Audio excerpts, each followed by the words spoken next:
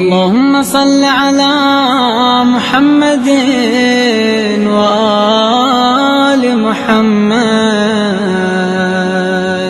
اللهم صل على اعوذ باللہ من الشیطان اللعین الرجیم. بسم اللہ الرحمن الرحیم.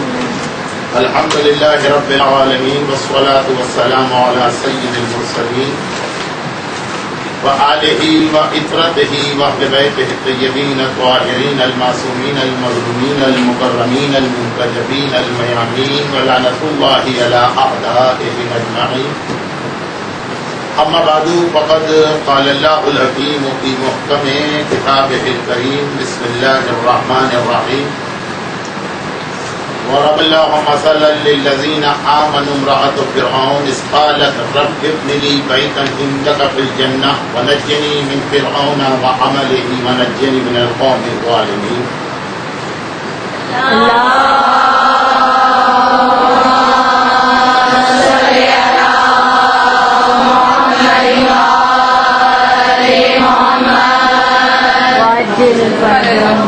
اگرچہ یہ درود افضل ترین عبادات میں سے ایک ہے، لیکن اگر آپ نے میرے درس اور مجالس سنے ہوں گے تو کچھ وقت کو بچانے کے لیے اور کچھ اپنی توجہ کو، بہرحال میں کوئی خطیب تو ہوں نہیں، کوئی عالم تو ہوں نہیں، ابھی بھی ذرا بھی توجہ ادھر ادھر میری ہو جائے تو میں بھول جاتا ہوں کہ مجھے کیا کہنا ہے اور کس طرح کہنا.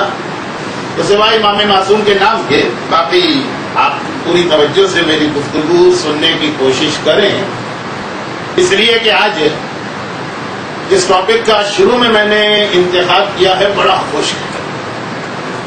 یہاں تک کہ اگر شدید سردی بھی ہوتی تو اس میں بھی اس کو سمجھنا مشکل ہوتا، خاص طور پر اس وقت اتنی گرمی، اتنا حبس. تو اگر آپ کی توجہ نہ رہی یا آپ نے میری توجہ کو ہٹانا چاہا تو تقریر کہیں کی کہیں پہنچ جائے گی، اور جس مقصد کے لیے میں نے اپنی تمام مصروفیات کر اس مدرسے میں آنے کی خود سے خواہش ظاہر کی اور اسے ایک عبادت سمجھ کے میں آیا، وہ مقصد حاصل نہیں ہو پائے گا. خواتین کے بہت سارے درس اور بہت ساری مجلسیں ہم دنیا بھر میں دیتے رہتے ہیں، اور اتنا زیادہ خواتین نے شکایت کرنا شروع کر دی تھی کہ خاص جو ہمارا عنوان ہوتا ہے اس کو ہم چھوڑ دیتے ہیں. اور وہ کیا کہ جب کبھی خواتین سے گفتگو کی جائے تو یا تو پوری تقریر ہی شہزادی کونین کے حوالے سے ہوتی یا کم از کم تقریر کا آغاز. تو کئی مرتبہ خواتین نے یہ تحریری صورت میں شکایت کی کہ مولانا خالی شہزادی کو نہیں مانتے، تیرا اور اماموں معصومین کا بھی کلمہ پڑھتے. تو اب میں عموماً جنرل بات کرتا ہوں، لیکن آج ہمارا یہ درس دو ایسی تاریخوں کے بہت قریب ہو رہا کہ جن تاریخوں کا بھی حق ہم کو ادا کرنا ہے اور وہی ہمارا موضوع بنے. ایک تو شہزادی کونین کی شہادت کی تاریخ. سوال یہ پیدا ہوتا ہے کہ اس وقت میں کراچی میں کیسے ہوں؟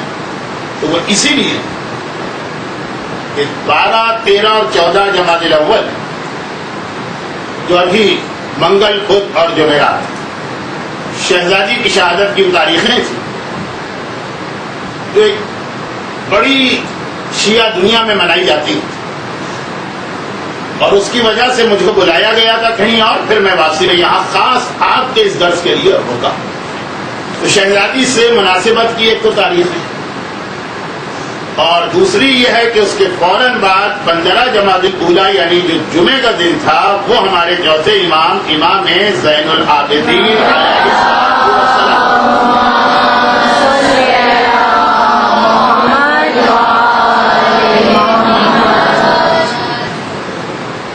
ذرا سا اپنے درود کی رفتار کو آگے بڑھائیے گا.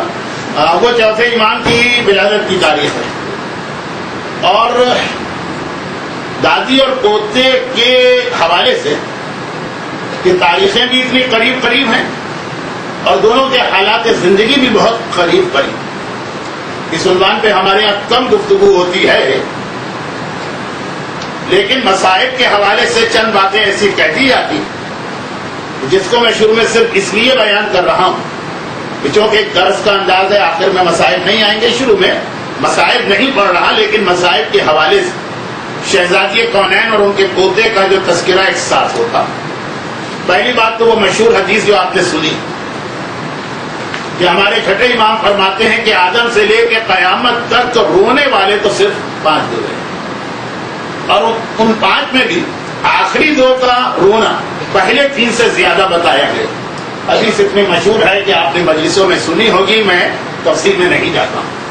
اس کے اندر پیغمبر کی امت میں یا تو رسول کی بیٹی کے رونے کا ذکر ہوا اور یا پھر ہمارے چوتھے امام. پہلے 3 رونے والے بنی اسرائیل یا اس سے پہلے کے انبیاء میں گزرے گریے کے اعتبار سے. دوسرا اس حوالے سے بھی کہ اکثر ہمارے یہاں ایام ازا کی کسی ایک مجلس کے آخر میں وہ روایت پڑھی جاتی کہ جب چوتھے امام کو مجلس میں دعوت دے کے بلایا گیا تو ممبر کے قریب بیٹھنے والا امام مجلس کے اختتام پہ وہاں نظر آیا جہاں آنے والوں نے جوتیاں اتاری تھی. اور جب آنی مجلس میں گھبرا کے کہا فرزند رسول آپ وہاں کیسے پہنچے؟ یہی تو جواب دیا کہ چونکہ میری دادی بھی اس وقت اس مجلس میں تشریف لائی تھی اور وہ وہاں گئی تھی. یعنی زندگی میں سب سے زیادہ گریہ کرنے والوں میں یہ 2 نام ہیں، اور قیامت تک ہونے والی ہر مجلس میں کوئی اور آئے کہ نہ آئے لیکن دادی اور پوتا دونوں ایک ساتھ آتے ہیں. اور تیسری بہت ہی مشہور مناسبت ہے، کیونکہ یہ بہت مشہور باتیں ہیں، مصائب کی روایتیں تو سب مشہور ہوتی ہیں، اس لیے میں اس سے جلدی سے نکل کے اصل عنوان پہ آنا چاہتا ہوں. اور تیسری اور آخری بات وہ یہ ہے کہ صرف چوتھے امام ہی کے بارے میں یہ جملہ نہیں کہ وہ جوانی میں بوڑھے ہو گئے، وہ تو آپ سنتی ہیں، بلکہ جیسا مجھے پتا چلا کہ آپ میں سے بات تو ذاکرہ بھی. تو ایام ازا کی آخری مجلسوں میں پڑھا جاتا ہے کہ جب قافلہ مدینے واپس آیا تو خود محمد حنفیہ جو چچا وہ اپنے بھتیجے کو نہ پہچان سکے، اور 22-23 سال کی اس وقت عمر تھی، جوانی میں بوڑھا. لیکن شہزادی کے بارے میں بھی یہی جملہ، پہلے کم توجہ ہوتی تھی، آج کل زیادہ توجہ دلوائی جا رہی. اتنا سا تاریخ میں جملہ آ جانا کہ روزانہ صبح کو شہزادی عصا ہاتھ میں لے کے ماتم کرنے مدینے سے باہر جاتی اور شام کو وہی عصا ہاتھ میں تھام کے واپس آتی. یہ سوال ذہن میں پیدا ہوتا ہے کہ عصا تو بڑھاپے کی نشانی، اور شہزادی کی عمر صحیح روایت کے مطابق 18 سال، غلط روایت کو بھی اگر لے لے تو زیادہ سے زیادہ 27 سال. نہ 18 سال کی عمر ایسی ہے کہ آدمی کو عصا ہاتھ میں لینا پڑے، نہ 27 سال. شریعت میں مردوں کے لیے 40 سال کے بعد عصا ہاتھ میں لینا مستحب، لیکن عورتوں کے لیے تو وہ مستحب بھی نہیں ہے، وہ بھی 40 سال بعد. تو عصا خود اس بات کی نشانی ہے کہ شہزادی کونین تاریخ انسانیت کی ان 2 شخصیتوں میں سے ایک تھی جو جوانی کے اندر بوڑھی ہو گئی، بلکہ سب سے پہلی شخصیت، اور پھر میرا چوتھا امام. لیکن منزل مصائب نہیں، دادی اور پوتے کے حالات ایک جیسے نہیں، بلکہ جو اہل بیت کی سیرت کا اہم ترین پہلو. ایک بہت ہی مختصر سا سوال شروع مجلس میں کر دوں یا درس میں، اور وہ یہ کہ بری جگہ کو چھوڑ کے اچھی جگہ تو لوگ جاتے ہیں، اچھی جگہ کو چھوڑ کے بری جگہ سے وہی آدمی جائے گا کہ جس کو کوئی بہت ہی اہم کام درپیش ہو گیا. انسان کی ساری ترقی اسی اصول کی بنیاد پر. جھوپڑی میں رہنے والا انسان عالیشان مکانات میں اسی لیے رہ رہا کہ فطرت میں شامل ہے کہ ہر آدمی ترقی چاہتا، تنزل نہیں. دیہات کا رہنے والا کراچی میں رہنے آ جائے تو کسی کو تعجب نہیں ہوگا، کوئی سوال نہیں کرے. کراچی کا رہنے والا کسی بہت ہی دور و دراز کے دیہات میں پہنچ جائے، سندھ یا پنجاب، تو یقیناً لوگ کہیں گے کہ بھائی کیا مصیبت آن پڑی تھی، یہاں سے وہاں چلے. پتہ چلا کہ جاب کی مجبوری ہے، پتہ چلا ایسا کوئی مسئلہ. اسی طریقے سے اگر پاکستان کا رہنے والا امریکہ میں، کینیڈا میں چلا جائے تو اتنا تعجب نہیں ہوگا. لیکن اگر وہاں اچھا بھلا کوئی آدمی رہ رہا اور پتہ چلے کہ وہ سارا مکان بیچ کے کاروبار وغیرہ فروخت کر کے ملازمت چھوڑ کے دوبارہ یہاں رہنے آ گئے، تو ہر آدمی سوال کرتا ہے کہ تم پہ کیا مصیبت پڑی تھی کہ وہاں سے یہاں. دیکھیے عام مجلسوں میں تو میں اس کو پھیلا کے 1 گھنٹہ ضائع کر دیتا ہوں پبلک کا، لیکن آپ کا گھنٹہ بڑا قیمتی. تو مختصر یہ کہ ہمیشہ خراب یا بری رنگ یہ ایک الگ بات ہے کہ خراب جگہ کسے کہتے ہیں، ہر ایک کے پاس اپنا ایک معیار ہوتا، لیکن خراب جگہ کو چھوڑ کے اچھی جگہ جانے پہ تعجب نہیں، اچھی جگہ چھوڑ کے خراب جگہ ہے۔ اہل بیت اطہار کا نور اس کائنات میں سب سے پہلے خلق ہوا اور ہمیشہ سے عرش الہی پر رہا، عصمت و طہارت کے ماحول میں رہا۔ وہاں سے ان کو اس دنیا میں کیوں بھیجا گیا، وہ اس دنیا میں کیوں آ رہے؟ یقیناً کسی بھی پہلو سے دنیا نہ عرش کے مقابلے میں آ سکتی ہے، نہ یہاں کا ماحول اور وہاں کا ماحول ایک ہو سکتا۔ یہ نجاست سے بھری ہوئی دنیا، کسی کو معصوم نے، مولا نے کہا کہ جیفا یعنی مردار ہے یہ دنیا، ہر اعتبار سے اس دنیا سے نفرت کی گئی، کراہیت کی گئی، لیکن اس کے باوجود اتنی نفرت و کراہیت ظاہر کرنے کے بعد ہر امام معصوم یہاں پہ آیا، انہیں یہاں پہ بھیجا گیا۔ یہاں کا آدمی عرش الہی پر رہنے چلا جائے تو کوئی تعجب نہیں۔ حضرت ادریس کا ایک واقعہ میں اکثر بطور مذاق پڑھتا رہتا ہوں، اور وہ ہمارے یہاں لطیفوں کی کتاب میں ہی لکھا جاتا، لیکن وہ اپنی جگہ ایک بہت اہم پیغام ہے جس کی تفصیل میں جانے کا موقع نہیں۔ وہ یہی تو ہے نا کہ حضرت ادریس پہلے نبی ہیں کہ جو اب تک زندہ، 1,24,000 میں 4 نبی اب تک زندہ، اور جو چاروں کے بارے میں کہا گیا کہ وہ زمانے کے امام کی حکومت میں آئیں، مگر ان 4 میں جو سب سے آخری ہیں وہ سب سے مشہور ہیں حضرت عیسیٰ، اور جو سب سے پہلے وہ سب سے کم مشہور ہیں۔ تیسرے کے بیچ والے حضرت خضر تو پھر بھی لوگوں کو کچھ نہ کچھ معلوم۔ حضرت ادریس پہلے نبی ہیں کہ جو اب تک زندہ اور امام کے زمانے میں آئے، اور ان کی زندگی کے بارے میں قرآن نے کہا وَرَفَعْنَاهُ مَكَانًا عَلِيًّا، ہر نبی کے بارے میں کہا ان کو موت آئی ہے، ان کے بارے میں کہا ہم نے ان کو اٹھا لیا۔ یہاں قرآن میں حضرت عیسیٰ کے لیے آیا یہی لفظ اٹھانا، جس سے اشارہ مل رہا ہے کہ حضرت ادریس کی بھی موت نہیں ہوئی، اور روایتوں میں وضاحت آئی۔ یہ حضرت ادریس نے ایک مرتبہ یہ خواہش ظاہر کی، میں آپ کا ٹائم ویسٹ نہیں کر رہا ہوں، خواہش ظاہر کی کہ مجھے جنت دیکھنا، لے جایا کہ ہم کو آفیشل وزٹ پہ جنت ہے، لیکن بہت معتبر روایت نہیں، لیکن روایت کے جملہ کہ پہلے وعدہ لیا گیا کہ دیکھو تم جنت جا رہے، واپس آنا اسی دنیا میں۔ پہنچ گئے جنت، ہم جنت جو نظر آئی اس دنیا کے مقابلے میں وہ اتنی بہتر۔ تب نبی ہیں اس لیے یہ تو نہیں کہتا کہ اپنی بات سے پھر گئے یا مکر گئے، کہنے لگے پروردگارا میں اب واپس نہیں آؤں گا۔ سوال کیا گیا کہ ادریس تم نے تو کہا تھا کہ وعدہ کیا تھا کہ واپس آؤ، تو جواب یہی تھا کہ خدا بندہ لوگ وعدہ کرتے ہیں جنت میں آنے کے لیے، اور کیا میں جنت سے نکلنے کے لیے اپنا وعدہ پورا کروں؟ لوگ وعدہ پورا کرتے ہیں آنے کے لیے، میں جانے کے لیے وعدہ پورا کروں۔ خدا کو یہ جملہ پسند آ گیا، کہا یہی رہو۔ اب اسی میں ایک چھوٹی سی بات میں کہہ کے، وہ چھوٹی سی بات میری زندگی بھر کی تقریروں کا عنوان، کہ پھر آخر حضرت ادریس جو جنت میں آنے سے انکار کر دے وہیں آرام سے رہنے لگے، کیوں آئیں گے اس دنیا؟ اسی وقت آئیں گے جب دنیا جنت جیسی بنے گی، بلکہ شاید جنت سے بھی بہتر، اور وہ ہے حکومت امام۔ حکومت امام واقعہ میں کتنی بڑی نعمت ہے کہ یہ دنیا جنت کا نمونہ بنے گی، صرف محاورتاً نہیں حقیقتاً، اور ہم میں سے ہر ایک کو اس کے لیے کام کرنا۔ حضرت ادریس جب واپس آئیں گے تو امام کا جہاد ختم نہیں ہوگا، بالکل شروع ہوگا۔ تو میں ایک اشارہ کر دوں تاکہ آپ کی سمجھ میں کچھ آپ بھی آ جائیں کہ اس تقریر کا آپ سے کیا تعلق۔ آپ بھی وہی کام کر رہی ہیں جو امام زمانہ کے مشن میں چاہتے، تھوڑی تشریح آگے چل کر ہوگی۔ تو حضرت ادریس جو جنت چھوڑنے کو تیار نہیں ہے کہ اتنی راحتیں، اتنی نعمتیں، اتنے آرام میں کیوں چھوڑ؟ امام دنیا میں آئے اور حضرت ادریس تڑپ کے جنت سے یہاں پہ آئے، کیونکہ پتا ہے ان کو کہ جنت بلکہ جنت سے بہتر یہ دنیا بننے والی۔ اب جنت سے بہتر میں نے کیسے کہہ دی؟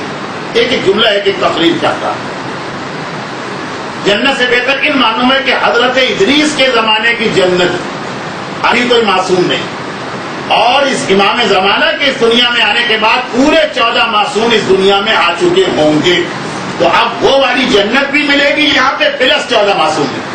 قیامت کے بعد تو اس جنت میں 14 معصوم جانے والے، لیکن اس وقت تو حضرت ادریس کو یہ دنیا اس جنت سے بہتر لگے گی جہاں سے آنے سے انکار کر رہے، تو یہاں پہ آئیں گے، مگر ایک اصول کے ساتھ۔ وہ کیا اصول؟ اس وقت نہیں آئیں گے جب امام کا جہاد ختم ہو چکا، اس وقت آئیں گے جب امام کا جہاد شروع ہو۔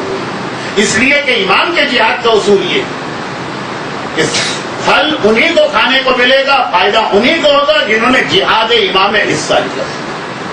بھائی امام کا جہاد باقی تمام انبیاء سے الگ کیوں؟ امام کی حکومت باقی ساری دنیا کی حکومت سے الگ کیوں؟ باقی تمام دنیا میں یہ ہوتا ہے کہ کوشش کوئی کرتا اور جب اقتدار قریب میں آتا ہے تو ان کو پیچھے ہٹا دیا جاتا ہے، دوسرے لوگ آگے آ جاتے ہیں۔ کیا وہ ابھی اسی سال محسن بھوپالی کا انتقال ہوا، کیا ان کا شعر ہے کہ لہرنگی سیاست دورہ تو دیکھیے منزل انہیں ملی جو شریک سفر نہ تھے، کہ جنہوں نے ساری زحمتیں اٹھائیں۔ یہ عام طور پہ دنیا کا طریقہ، ان کو اٹھا کے باہر پھینکا گیا اور آخر میں بہت سارے لوگ دعوے دار بن کے آ گئے۔ ہر حکومت میں ہوا، یہاں تک کہ پیغمبر اسلام کے بعد بھی یہی ہوا کہ جنہوں نے ساری زندگی قربانیاں دی، رسول کے مشن کو آگے بڑھایا، فاقے انہوں نے کیے، زحمتیں انہوں نے اٹھائیں، بچے ان کے بھوک اور پیاس سے تڑپے، لیکن جب حکومت کا وقت آیا تو ان کو نظر انداز کیا گیا، بلکہ نظر انداز کیا گیا۔ اس طرح سے ٹارگٹ بنایا گیا جو مدرسے کے جس دروازے سے میں آیا وہاں پہ جو شہزادی کونین کے گھر کا دروازہ کھلانے کی تصویر بنائی گئی، اور وہ لوگ سامنے آ گئے جنہوں نے کبھی اسلام کی خاطر ایک ناخن تک نہیں کٹایا۔ ہر دور میں یہی رہا، دنیاوی ہو کہ دینی، سوائے امام زمانہ۔ وہاں پہ پھل انہیں کو کھانے کو ملے، وہاں پہ برکتیں انہیں کو ملیں گی جنہوں نے امام کے ساتھ جہاد میں حصہ لیا۔ اور امام کے ساتھ کا مطلب یہ ہے کہ جس دن سے امام پیدا ہوئے، جیسے آپ اس وقت امام پیدا ہو چکے اس دنیا میں ہیں، جو آپ کام کر رہے ہیں یہ گویا امام کے جہاد میں آپ حصہ لے رہے ہیں۔ کبھی روایتوں میں کہ جب امام آئیں گے تو مرنے والوں کو بھی بلایا جائے گا، ہر مرنے والے کو نہیں، صرف اس مرنے والے کو جس نے غیبت میں امام کے لیے کوئی خدمت کر کے یہ بتایا۔ اور یہ خدمت کیوں امام کی، تھوڑی دیر کے بعد بات آتی، تو میں جو بات کو بات پھیلا گیا جو میری عام عادت ہے، اور اس کو پورا مختصر کر کے یہ کہا جائے کہ ادریس دنیا سے وہاں گئے، خراب جگہ سے اچھی جگہ گئے، واپس آنے سے انکار کرتے، خدا نے بھی ان کی بات مانی، مگر اچھی جگہ سے خراب جگہ پہ کون آتا؟ وہ اہل بیت آئے۔ کیوں آئے؟ اہل بیت کے اس دنیا میں بھیجے جانے کا مقصد کیا ہے؟ ایک اور مثال سے آپ سمجھیے کہ اہل بیت جو اس دنیا میں آئے تو ایسا ہے جیسے ہم میں سے کسی کو اکیلے چڑیا گھر میں بند کر دیا جائے کہ چاروں طرف ہمارے وہ جانور ہیں کہ جن کی نہ ہم زبان سمجھ سکتے نہ ان کا انداز اختیار کر سکتے، وہاں بیٹھے ہوئے۔ اہل بیت کا ہمارے درمیان زندگی گزارنا یہ آل محمد کا سب سے بڑا امتحان ہے۔ روایتوں میں ہے کہ مولا کائنات کا سینہ پھٹنے لگتا تھا، وہ جنگل میں جا کے کنویں کے اندر جھانک کے کچھ کہا کرتے، اور نیسم نے جب کہا مولا یہ آپ کیا کہتے ہیں، کہا یہ وہ چیزیں ہیں کہ اس دنیا میں کوئی نظر نہیں آتا کہ جس تک میں پہنچ جاؤں۔ علی کا سینہ اس کی وجہ سے پھٹنے لگتا، مگر پھر زحمت کیوں برداشت کی یہاں رہنے؟ صرف ایک مسئلہ جو قرآن کریم نے کہا یزکی، پوری دنیا میں اسلام کا پیغام پہنچانا ہے اور لوگوں کے کردار کو ٹھیک کرنا۔ یہ اتنا بڑا مشن ہے کہ جس کی خاطر عرش الہی پر رہنے والا اس فرش زمین پہ آیا، نوری ملائکہ کے بیچ میں رہنے والا نجس اور گندے اور خبیث کافروں، مشرکوں اور منافقوں کے بیچ میں آیا۔ ساری زحمتیں اس کے لیے اہل بیت کے اطہار نے برداشت کی ہیں، اور قیامت تک اہل بیت کے ماننے والے کی ذمہ داری یہی قرار پائی۔ پھر آج جو میں نے مجلس درس کے شروع میں جملہ کہا اس کے حوالے سے بات کہ آج کا یہ درس کیونکہ شہزادی اور چوتھے امام کی تاریخوں کے بہت قریب زیادہ وقت ہوتا تو شاید میں یہ بھی سمجھاتا کہ شہزادی کی شہادت کی 2 تاریخیں کیا، لیکن جو اس مدرسے کا ایک اسٹائل آف کورس ہے اس میں شاید یہ بات آپ کو پڑھائی جا چکی ہو، بلکہ کئی بار بتائی جا چکی ہے۔ چھوڑ دونوں کی زندگی 3-4 اہم پیغام ہے جو میں آپ کو پہنچانا چاہتا ہوں، جن میں پہلا پیغام یہ کہ دنیا کے اعتبار سے، اب جو جملہ میں کہہ رہا ہوں یہ اسلام نہیں ہے، یہ دنیا والا، دنیا کے اعتبار سے دونوں نے ہاری بھی جنگ لڑی۔ جنگ کی 2 قسمیں ہوتی، بلکہ سمجھے 3 قسمیں ہوتی۔ ایک وہ ہے کہ جس میں ہم اتنے طاقتور ہیں کہ ہمارا جیتنا یقین، ایک وہ ہے کہ 50-50 ہے، پتہ نہیں جیتے پتہ نہیں ہارے، ایک وہ ہے کہ جس میں حصہ لینا بے وقوفی ہے کیونکہ اس میں ہماری ہار یقینی ہوتی، ہم اتنے کمزور ہوتے۔ اب یہ خواتین کا درس ہے، اگر لڑکے یہاں ہوتے یا مرد ہوتے تو ان کو میں کرکٹ کی مثال دیتا کہ آج کی دنیا میں آسٹریلیا کی ٹیم اتنی طاقتور بن گئی ہے کہ اس سے کوئی میچ کھیلنے کوئی جاتی ہے ٹیم تو سمجھیے وہ ہاری ہوئی جنگ لڑتی، پتا ہے کہ ہار کے آنا، چنانچہ اکثر تو اب زیادہ زحمت بھی نہیں کرتے مقابلہ کرنے کی۔ بعض جنگیں ایسی ہوتی ہیں کہ سامنے والا اتنا طاقتور ہے کہ پہلے سے پتا ہے کہ ہم کو ہارنا۔ دنیا نے یہی الزام شہزادی کونین پہ بھی لگایا اور یہی چوتھے امام پر، کہ دونوں نے ہاری ہوئی جنگ لڑی۔ شہزادی کونین اکیلی تنہا، اور اس دربار خلافت میں جا کے وہ عظیم خطبہ دے رہی، جس خطبے کے حوالے سے دو جملے میں ضرور بیان کیا کرتا ہوں۔ یہ اس اعتراض کا جواب بھی ہے کہ جب کہا جائے کہ اپنی بچیوں کو حجاب کرائیے، خود حجاب کیجیے، تو آج کل بعض شیعوں کا جملہ عجیب ہاتھ آ گیا، جی ہمیں طالبان والا اسلام نہیں چاہیے۔ یقیناً طالبان اسلام ہے ہی نہیں، لیکن اس کا یہ مطلب کوئی تھوڑی ہے نا کہ جو حقیقی اسلام ہے اس کے واجبات کو سنے، ہمیں طالبان والا اسلام نہیں چاہیے۔ اتنی ساری باتیں ایک تقریر میں جمع کر ہی نہیں سکوں گا، لیکن ایک جملہ صرف اس لیے کہہ رہا ہوں کہ ایک یہ جو اعتراض ہوتا کہ یہ حجاب جو ہے نا وہ عورت کو کمزور کر دیتا ہے، حجاب عورت کو بزدل کر دیتا ہے، حجاب کے بعد عورت پھر مردوں سے بات کرنا نہیں آتا، اس معاشرے میں نہیں رہ سکتی، بہت سارے اس کے جواب ہو سکتے ہیں، لیکن کائنات کا مکمل ترین حجاب جو اہل بیت کا ایک طریقہ ہوتا ہے کہ ہم سے اتنا نہیں مانگتے جتنا خود عمل کرتے۔ اسکولوں اور کالجوں کے اعتبار سے یہ کہا جائے کہ ہم سے یہ مانگتے ہیں کہ 100 میں سے 33 مارکس لے لو، خالی پاس ہو جائے، اور خود 100 میں سے 105 پر یا 100 میں سے 100 پہ عمل کرتے۔ تو شہزادی کونین کا اتنا مکمل حجاب جو آپ پر واجب نہیں، چنانچہ آپ میں سے کوئی کر بھی نہیں رہا، اور واجب بھی اس کو نہیں کہا گیا، بلکہ شہزادی کے حجاب کے کچھ حصوں کو تو اچھا بھی نہیں کہا گیا ایک عام عورت کے، لیکن اتنا مکمل حجاب کرنے والی خاتون جب ایک طرح سے پہلی بار مجمع عام میں آئی، نجران کے عیسائیوں کے مقابلے میں گئی تھی، لیکن وہاں عیسائی سامنے آئے ہی نہیں، وہ پہاڑ کے پیچھے چھپ کے دیکھ رہے تھے، اور وہاں شہزادی کو کچھ کہنا بھی نہیں تھا، اور شہزادی اکیلی نہیں تھی۔ ایک عورت کے لیے جو اس کا سب سے بڑا محافظ ہوتا ہے، یا باپ یا شوہر یا بیٹے، اور سب تینوں رشتے موجود۔ دربار خلافت میں شہزادی اکیلے گئی، مولا ہیں گھر سے باہر نہیں نکلی، حسنین ہیں گھر سے باہر نہیں نکلی۔ شہزادی کے ساتھ اگر کوئی گئی ہے تو شہزادی زینب کبریٰ گئی، بلکہ شہزادی کونین کا خطبہ ہم تک پہنچایا ہی زینب کبریٰ نے، بلکہ اسی خطبے کی روایت میں زینب کا وہ لقب پہلی بار سامنے آیا۔ قال عبداللہ ابن عباس قالت عقیلتنا زینب کبریٰ، عبداللہ ابن عباس کہتے کہ ہم بنی ہاشم کی عقیلہ بنی ہاشم، زینب کبریٰ نے مجھے یہ بتایا کہ وہ اپنا ماں کے ساتھ گئی اور یہ سنا ہو، جس کا ایک اقتباس باہر کے بورڈ پہ لگا ہوا، اس کی طرف نہیں جا رہا، لیکن شہزادی کونین کا دربار میں جا کے خطبہ دے، اس خطبے کو علماء ایک اور لفظ سے بیان کرتے، نہج البلاغہ۔ نہج البلاغہ مولا کائنات کی ایسی کتاب کہ جس نے زندگی میں پڑھی بھی نہ ہو وہ بھی اس کی تعریف کرتا ہے۔ ہر شیعہ کو پتا ہے کہ کتاب علم اور معرفت کا کتنا بڑا ذخیرہ۔ مولا کے سارے خطبات بعد میں آئے ہیں، پہلا خطبہ دنیا کے سامنے شہزادی کونین کا، اس کا نام ہے نہج البلاغہ کی ماں۔ علی کی خطابت دنیا نے بعد میں سنی ہے، پہلی خطابت دنیا نے فاطمہ کی سنی، اور زینب ماں کے ساتھ ساتھ ہیں، دیکھ رہی کہ اتنا حجاب کرنے والی ماں جب حق کی بات آتی ہے تو کس طرح سے بول رہی۔ یہ والا خطبہ، اب یہ اگلا جملہ ذرا سا اچھا نہیں ہے، لیکن وقت بھی نہیں ہے اور ذرا گرمی بھی زیادہ ہے، اس لیے بہت جلدی سمیٹ۔ یہ والا خطبہ اپنے اسٹائل،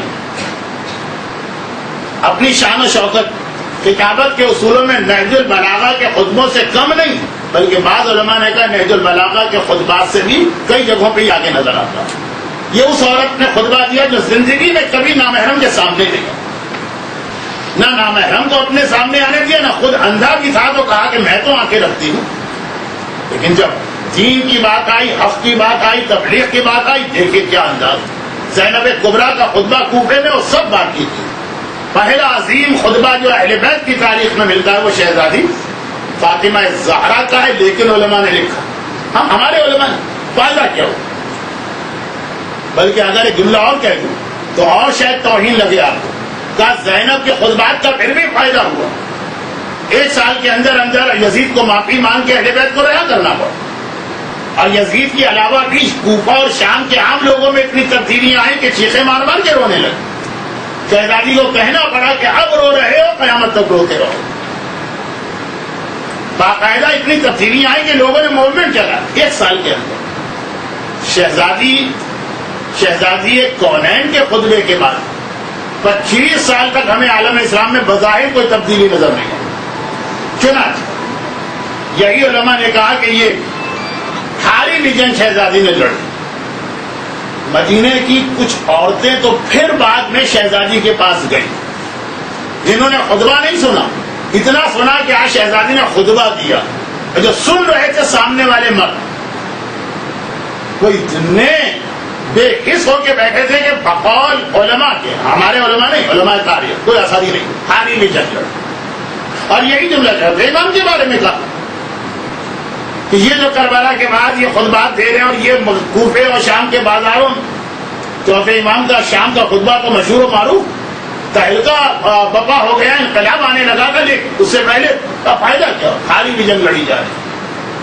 بلکہ چوتھے امام سے یہ سوال زیادہ ان کے بابا کے بارے میں کیا، فائدہ کیا ہوا آپ کے بابا کی جا کے پورے گھر کو قربان کر دینے. اس کے جواب اپنی جگہ، میں جواب نہیں دے رہا، میں صرف ایک بات کہہ رہا ہوں کہ یہ سارے اعتراض ہم مان بھی لیں تو اہل بیت کا ایک طریقہ سامنے آیا کہ وہ ہاری بھی جنگ لڑتے. انہیں سے کوئی غرض نہیں کہ معاشرے میں تبدیلی ہوتی ہے کہ نہیں ہوتی. جو ہماری ذمہ داری، جو ہمارا فریضہ ہے وہ ہم کو انجام دینا، چاہے وہ شہزادی کا جہاد ہو، چاہے کربلا میں امام حسین کا جہاد ہو، چاہے چوتھے امام کے خطبہ. اور اسی سیرت معصومین حضرت امام خمینی نے کہ جن کی برسی کی تاریخیں سمیٹ کے جملے میں جمع کر دیا، اللہ نے ہم پر کوشش کرنا واجب کیا ہے، نتیجہ ہم پر واجب نہیں کیا کہ نتیجہ بھی نکال کے دو. تمہارا کام صرف یہ ہے کہ اپنا فریضہ انجام دو ہر دور. لیکن خاص شہزادی سے بات شروع ہوئی. اب آپ دیکھیے سب کتنی ہی ایسی بچیاں، کتنی ہی ایسی عورتیں، کتنی ہی ایسی خواتین ہوں، بلکہ اپنی مومنات ہوں، بلکہ سیدانیاں ہوں گی جو اولاد زہرا میں، جو عیش آرام کے ساتھ گھروں میں اے سی چلا کے بیٹھی مٹی بھی دیکھ رہی. اور ایک آپ اتنی گرمی میں پتہ نہیں کہاں کہاں سے کتنی زحمتیں اٹھا، نہ صرف یہ کہ آج آپ تشریف لائیں بلکہ مسلسل اس سے پہلے بھی آتی رہی اور انشاءاللہ مسلسل آتی رہی. کیا ضرورت پڑی تھی آپ؟ کیا آپ کو اس کا دنیاوی اعتبار سے فائدہ مل رہا؟ کون سا یہاں پہ اس کی وجہ سے آپ کو، میرا ایک اندازہ ہے، میں نہیں کہتا تو بہت اچھا تبرک بھی مل رہا، جبکہ اس وقت کی گرمی اور ماحول تو ایسا کہ تبرک کے لیے بھی کوئی گھر سے باہر نہ نکلے. اور خالی اتنی ہی بات نہیں ہے بلکہ مسئلہ تو آج اس سے بھی زیادہ سخت. تو وہ یہ ہے کہ مذاق اڑایا جائے گا آپ کا کہ ان کو کیا ہو گیا. ایک تو یہ کہ کوئی بھی مذاق نہ اڑائے، تب بھی اپنے گھر کے اچھے ٹھنڈے ٹھنڈے ماحول کو چھوڑ کر مارکیٹوں میں سب خاک اڑ رہی ہے. پتہ چلا کہ مغرب کے بعد لوگ آنا شروع ہوں، ذرا اثر کے بعد جب سورج پھیلے گا پھر لوگ گھروں سے نکلا کرتے ہیں. اپنے ضروری کام لوگ روک کے بیٹھ جاتے ہیں. لیکن کیا جذبہ ہے جو آپ اتنی شدید دھوپ اور گرمی میں اس طرح سے یہاں لے کے آیا. عام حالات میں بھی گھر والے اگر شوق بھی دلائیں تب بھی آسان نہیں ہے، اور خاص طور پر کراچی کے ان حالات کے اندر جہاں الٹا مذاق اڑایا جاتا ہے ان بچیوں کا، ان بچوں کا، ان نوجوانوں کا، ان مردوں کا، ان عورتوں کا جو دین کا کچھ علم حاصل کرنا چاہتے. اور جیسا کہ معصوم کی حدیث کہ تمہارا سب سے بڑا دشمن تمہارے گھر والے ہوتے ہیں. مطلب گھر والے دشمن کیسے؟ وہ یہی جو پیغمبر کی ایک بہت ہی مشہور حدیث ہے، لیکن حدیث شروع بچوں کے نام سے ہوئی ہے، اس میں بچے بڑے سب شامل. ویل لاولاد آخری زمانے میں آبائہم، افسوس آخری زمانے کے ان بچوں پر جنہیں ان کے والدین تباہ کریں. لوگوں نے گھبرا کے سوچا کہ مشرک ہوگا، اس کا دل اتنا سخت ہوتا کہ وہ اپنی بیٹی کو اپنے ہاتھوں سے زندہ دفن کر دیتا. پیغمبر نے کہا نہیں، بل من آبائہم المسلمین، کلمہ پڑھنے والے مسلمان والدین. تو کیا وجہ بتائی تھی؟ کس چیز کو تباہی کہا؟ یہ نہیں تھا کہ آپ کے والدین آپ کے لیے گھر میں اسی کا انتظام نہیں کرتے ہوں، ٹی وی کا انتظام نہیں کرتے ہوں، جتنی جس کی حیثیت ہے سواری کا انتظام. اس کو پیغمبر تباہی کہی نہیں رہے. فرماتے لا يعلمونهم شيئا من الفرائض، واجبات کی تو تعلیم خود دیں گے ہی، جبکہ یہ ان کی ذمہ داری. یہ ہمارے وسیم ایمان صاحب، یہ ڈاکٹر عابد صاحب، یہ جو پوری ان کی ایک ٹیم ہے، ان کی ذمہ داری نہیں ہے، ذمہ داری آپ کے گھر والوں کی. لیکن لا يعلمونهم شيئا من الفرائض، اول تو وہ یہ اپنی ذمہ داری پوری نہیں کریں. وَإِذَا عَلَّمُوا، یاد کیجیے. اور اگر کہیں سے بچوں میں اتنا جذبہ پیدا ہو گیا کہ خود سے جا کے دین سیکھو، منعوہم، روکیں گے، منع کریں گے، مذاق اڑائیں گے، پاگل کرا دیں گے. ایک تو بالکل صاف صاف مذاق اڑانے والے اور منع کرنے والے، ایک ہوتے ہیں انڈائریکٹ جو پیغمبر نے اگلے ٹکڑے میں بتائے. منعوم، یہ تو وہ والدین ہیں، والدین، بھائی بہن، دوست، رشتے دار، آپ کے خاندان والے. آپ دیکھیے گا کہ زیادہ مخالفت کس حوالے سے آپ کی یہ لوگ کر رہے ہوں. اور اس کے بعد ایک انڈائریکٹ نفسیاتی طریقہ، یہ مذاق نہیں اڑاتے، روکتے نہیں ہیں، اتنا ان کو دین کا فرض کیجیے احساس. لیکن جب وہ دنیا کی کوئی چیز حاصل کرتا ہے تو رضو انو بڑے خوش ہو جاتے ہیں، بہت راضی ہو جاتے ہیں، ہر ایک کے سامنے تذکرہ کرتے ہیں، دیکھو اس نے میٹرک میں یہ کامیابی حاصل کی، انٹر میں یہ کامیابی حاصل کی. لیکن جب دین کی کوئی چیز سیکھتا ہے تو فلن یقبلوا، قبول بھی اس کو نہیں کرتے، کسی کے سامنے اس کا تذکرہ بھی نہیں کرتے. اچھا خیر آپ تو ذرا بڑی ہو گئی ہیں، عورت اگرچہ کبھی بھی بڑی نہیں ہوتی، لیکن بہرحال آپ تو چونکہ دیندار خواتین ہیں، آپ بڑی ہو گئی ہیں. لیکن چھوٹے بچے وہ تو ماں باپ کی پیار اور محبت اور توجہ کے محتاج ہوتے ہیں. توجہ میں نے جان بوجھ کے کہا. وہ دیکھیں گے کہ ہم میٹرک میں یا 8 میں یا 5 میں اچھے نمبر لاتے ہیں، والدین خوش ہیں. یہاں دینیات میں فرسٹ پرائز لے کر آتے ہیں، والدین کو توجہ بھی نہیں دیتے. یہ نفسیاتی طریقہ گرا دینے کا کسی کو، ان کی توجہ سے ہٹ جائے. لیکن یہ میرا موضوع نہیں، میرا موضوع یہ کہ اگر ایسا ہو رہا ہے تو آپ کو گھبرانے کی ضرورت ہے، اس لیے کہ آپ وہ مشن پورا کر رہی ہیں جس کے لیے جنت اور عرش الہی کو چھوڑ کے معصومین نے یہاں آنا قبول کر لیا. آپ تو صرف ذرا سی گرمی میں اپنے گھر سے نکل کے یہاں تک آئیں اور آپ وہ خدمت انجام دے رہی ہیں جو واقعا اس غیبت میں امام اپنے ہر چاہنے والے سے کرتے ہیں، جس کے لیے شہزادی کونین نے فدا کا خطبہ دیا اور جس کے لیے میرے مظلوم آقا نے ہتھکڑی اور بیڑی پہنچ کے کوفہ اور شام کے بازاروں اور درباروں کا رخ کیا. یقیناً آپ کے لیے یہ بھی بہت مشکل ہوگا ان حالات میں، لیکن اندازہ کریں ان امام معصوم جو انہوں نے ہتھکڑی اور بیڑی کے ساتھ فریضہ انجام دیا، تو وہی گویا آپ سے خوش ہو رہے ہیں کہ آپ انہی کا فریضہ ان حالات میں انجام دے رہے ہیں. اور یہ تو پیغمبر پہلے ہی کہہ چکے ہیں، پیغمبر فرما چکے ہیں. یہ حدیث ان لوگوں کو بہت یاد ہوگی، اس لیے کہ میں نے 100-200 دفعہ ان کے سامنے پڑھی. یہ آپ کے اساتذہ ہیں اور پھر یہ پتہ نہیں یہ کیسے بھی یہ میرے آپ کو سنا چکے ہوں گے، تو یہ حدیث بھی کئی دفعہ آپ نے سنی ہوگی. اس کو میں بہت مختصر کر دیتا ہوں. اللہ کا رسول یہ بتاتا ہے نا کہ آخری زمانے اسلام غریب ہو جائے گا. اب غریب کی تشریح میں 15 منٹ میں کرتا ہوں، جو اس وقت نہ وقت ہے نہ ضرورت، کہ آخری زمانے میں بدال اسلام غریباً و سیکون غریبا فطوبی للغرباء. یہ آخری ٹکڑا آپ کو سنانا تھا. پیغمبر نے کہا جب اسلام شروع ہوا تب بھی غریب تھا، اور جب آخری زمانہ آئے گا تب بھی غریب ہو. اور غریب جو ہے یہ وہ ہے جو اردو میں ہم کہتے ہیں عجیب و غریب. شروع زمانے میں جب اسلام آیا ہر ایک کو عجیب و غریب لگ رہا. وہ کفار مکہ و مشرکین عرب، ان کی سمجھ میں آ ہی نہیں رہی کیسا مذہب. اب میں اس کی مثالیں دے دے کے اس کو ذرا حدیث کو پھیلاتا ہوں جو آج میں نہیں کر رہا ہوں. پیغمبر فرماتے ہیں اور آخری زمانے میں بھی دوبارہ اسلام ایسے عجیب و غریب بن جائے. آپ کو عیسائیت کی بات نہیں کریں گی، آپ کو یہودیت کی بات نہیں کریں گی، آپ دین کی بات کریں گے. آپ کے گھر والے حیرت کے ساتھ سنیں گے، یہ ہو ہی نہیں سکتا، ایسا تو ہو ہی ممکن ہی نہیں. بعض لوگ دیکھتے جذباتی ہوتے، اچھا یہ اگر ایسا ہے تو ہم نے اسلام کو چھوڑ دیا. مثلا آج بھی کتنے ہی ایسے لوگ جن کی عقل میں یہ بات نہیں آتی کہ 9 سال کی بچی کا حجاب کسی کو ظلم لگتا ہے، کسی کو جبر لگتا ہے، کسی کو خلاف عقل لگتا ہے، کسی کو خلاف شریعت لگتا ہے. اب مکس گیدرنگ کے حوالے سے میں بات نہیں کر رہا ہوں، تو پتہ ہے لوگوں کو غلط ہے، لیکن ماحول اتنا بگڑ چکا. لیکن خاندان کے کتنے ایسے قریبی رشتے دار ہیں ان سے حجاب عجیب و غریب لگتا ہے. یعنی جب وہ عورت حیرت ظاہر کرتی ہے تو وہ جھوٹ نہیں بول رہی ہے. وہ صحیح کہہ رہی ہے، اس نے آج تک سنا بھی نہیں تھا، سوچا بھی نہیں تھا کہ اسلام میں حجاب کس انداز کا ہے کہ جس کی وجہ سے اکثر تو خواتین کو اپنے گھر میں بھی حجاب کرنا واجب ہو جاتا ہے. کیونکہ آپ مدرسے کی کلاس ہے، عام خواتین کا درس تو ہے نہیں کہ میں مثالیں دوں، آپ کو معلوم ہے، اور رشتہ داروں کی فہرست.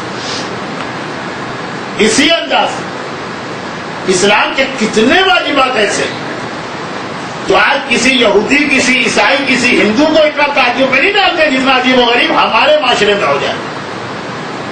اور اس پر عمل کرنے والا تو گویا پورے معاشرے میں نکو بن کے رہ جاتا ہے. لیکن پیغمبر کہہ رہے فطوبی للغرباء، کچھ قسمت تو وہی لوگ ہیں جو معاشرے میں غریب بنا کے بٹھا دیے گئے، جن کی باتوں کو یہی سمجھ کے لوگ نظر انداز کرتے ہیں کہ یہ طالبان ہے یا پاگل. عجیب مسئلہ طالبان نے کھڑا کر دیا، اتنا بدترین اسلام پیش کیا. جب آل محمد کا اسلام بھی لے کے آؤ تو بہانہ بنانے والا کہتا ہے کہ یہ تو طالبان کا اسلام. اور خاص طور پر اس حوالے سے میں 2 باتیں آپ کو بتانا چاہتا ہوں اور پھر شاید میری گفتگو اختتام پہ آئے. تو پہلی بات ابھی شروع نہیں ہو رہی، جو بات ہو گئی اس کا خلاصہ میں بتا کے پھر اگلے مرحلے میں جاؤں. شہزادی کونین سے لے کے شہزادی زینب کبریٰ تک، امام علی سے لے کے میرے چوتھے امام تک، مومن ہمیشہ وہ جنگ لڑتا ہے جو معاشرے کے اعتبار سے ہاری ہوئی جنگ ہوتی ہے. لیکن مومن کو ہارنے اور جیتنے سے غرض نہیں، اس کی ذمہ داری صرف یہ ہے کہ امام نے اس سے کیا چاہا اور قیامت کے دن اسے خدا کو کیا جواب دینا. البتہ جتنا ثواب، جتنی فضیلت اس عبادت کی، ایک اشرا بھی اس کے لیے کم ہے جو عبادت آپ انجام دے رہے. بس ایک بات کا خیال کیجیے کہ جو سب سے شروع اسلام میں مسلمانوں کو مسئلہ پیش آیا جس کی وجہ سے سورہ عنکبوت نازل ہوا، اور وہ مسئلہ قیامت تک پیش آئے گا جس کی وجہ سے ہر سال شب قدر میں سورہ عنکبوت پڑھایا جائے، وہ یہ کہ باقی ساری دنیا کا مقابلہ تو یہ نئے مسلمان کر رہے تھے، والدین گھر والوں کی مخالفت برداشت نہیں ہو رہی. اور سورہ عنکبوت کا پیغام یہ تھا کہ نہیں، مومن کا سب سے بڑا امتحان اور آزمائش یہ ہے کہ ان کی ساری باتیں سنیں لیکن اپنے طریقہ کار پہ عمل کرتا رہے انشاءاللہ. جسے ہاری بھی جنگ کربلا میں کہا گیا وہ دنیا کی سب سے بڑی جیتی ہوئی جنگ بعد میں جا کے ثابت ہوگی، اور یہی آپ کے ساتھ ہی ہوگا.